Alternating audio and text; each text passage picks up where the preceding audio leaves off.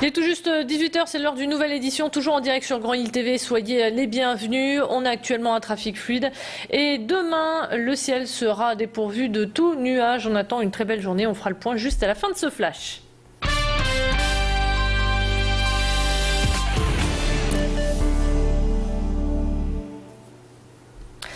À la une de cette édition, nous vous proposons de découvrir une chanson pas vraiment comme les autres puisqu'elle est signée Florence Cassé. Depuis sa cellule, la nordiste évoque sa douleur. Enfermée depuis 6 ans au Mexique, elle a écrit un texte qui a été mis en chanson par le groupe de rock La Jarry. Une chanson dans laquelle elle demande qu'on ne l'oublie jamais.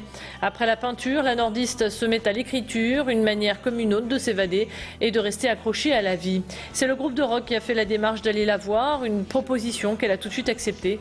Je vous propose d'en écouter un extrait. Le titre s'intitule Marque d'amour et juste après on écoutera le chanteur du groupe.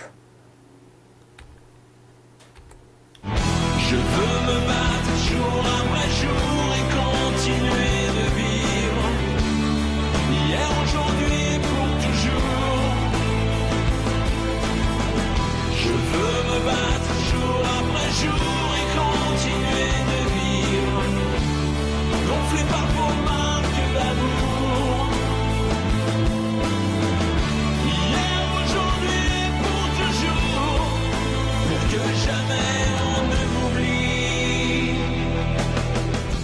Le but, c'est ce qu'on voulait faire, c'était vraiment d'essayer de mettre en lumière ce problème, cette injustice, afin que les gens, la population française, puissent être conscients de ce qui se passe. Voilà, c'est pas normal qu'il y ait une fille emprisonnée à l'autre bout du monde, innocente, voilà. Donc c'était vraiment le message.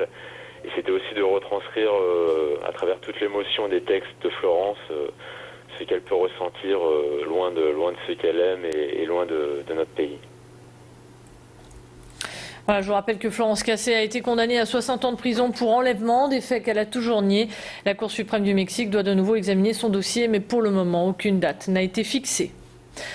Dans le reste de l'actualité, les braquages s'enchaînent sur la métropole lilloise. Le dernier en date a été filmé et mis en ligne. C'est l'entreprise Silicon Salad, basée à Lille, qui en a fait les frais. Dans la nuit de dimanche à lundi, 2 malfaiteurs ont fait éruption en emportant tous les ordinateurs. À l'extérieur, un complice les attendait au volant d'une voiture, prête à démarrer.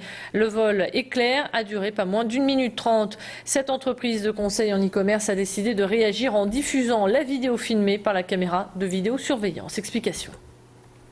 On a rapidement compris que c'est le genre d'événement qui arrivait malheureusement très souvent et qu'on ne pouvait pas espérer retrouver ni notre matériel ni les auteurs. C'est là qu'on s'est dit on va diffuser la vidéo sur laquelle on ne reconnaît personne dans le but évidemment d'informer, d'alerter, de faire réagir. Et on s'est rendu compte à travers l'ensemble des messages qu'on a reçus, à la fois des messages de sympathie et des retours d'expérience, que effectivement ça arrivait fréquemment, voire que ça arrivait plusieurs fois aux mêmes personnes régulièrement. Dans 4 jours, la capitale des Flandres va se transformer en marché aux puces géant. 2 millions de visiteurs sont attendus. La ville sera en ébullition, mais ce rendez-vous n'est pas au goût de tout le monde. Certains fuient le premier week-end du mois de septembre pour éviter le bruit, la foule et la braderie. Place Louise Bettini, les futurs bradeux se sont déjà installés. On le voit d'ailleurs ici avec ces affiches et les traits marqués au sol. Les habitants du quartier, eux, voient cet événement d'un autre œil. Certains vont rester au calme chez eux. Mathilde Espinasse est allée à leur rencontre. Le bruit de la braderie, oh ben non, maintenant je suis habitué. Moi j'ai 65 ans, j'ai toujours connu la braderie et puis c'est tout, il suffit d'une nuit. Je l'ai faite des années en suivant, mais ça fait bien 10 ans que je ne la fais plus. Et pourquoi? Parce que j'ai horreur qu'on me marche sur les pieds, on est bousculé, écrasé. J'habite dans le Vieux-Lille, place Louise de Bettini. Et bon, les premières années où je suis arrivée à Lille, c'est sûr que j'étais attirée par la braderie, donc je suis restée. Mais là, maintenant, je me sauve.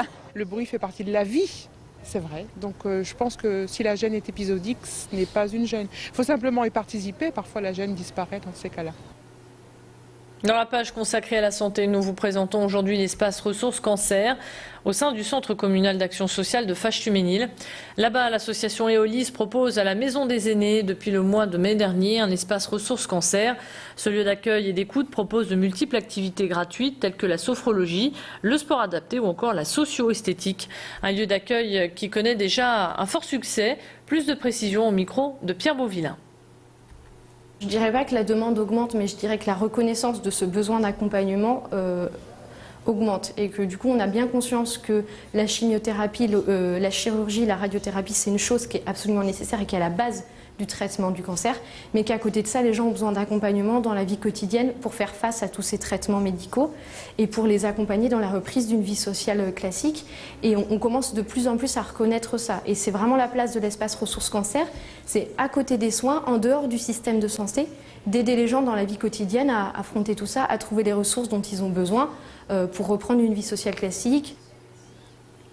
Et on termine avec du sport. C'est sur la pelouse du Grand Stade que les Dogs se sont entraînés ce matin. Mathieu Debuchy, lui, était absent. En revanche, bonne nouvelle, Marco Bassin et Salomon Kalou étaient présents. L'enjeu, je vous le rappelle, de demain soir est important. Le LOSC reçoit Copenhague en match retour du barrage de la Ligue des Champions. Battu 1-0 au match aller, les hommes de Rudy Garcia n'ont pas le droit à l'erreur. S'ils échouent, ils peuvent dire adieu à cette compétition. Un coup dur au moral, mais aussi pour les finances du club. 20 millions d'euros leur tend les bras en cas de participation à la phase de groupe. Coup d'envoi demain soir à 20h45. C'est ainsi que s'achève cette édition. Merci de l'avoir suivi. On se retrouve dans un instant pour votre météo.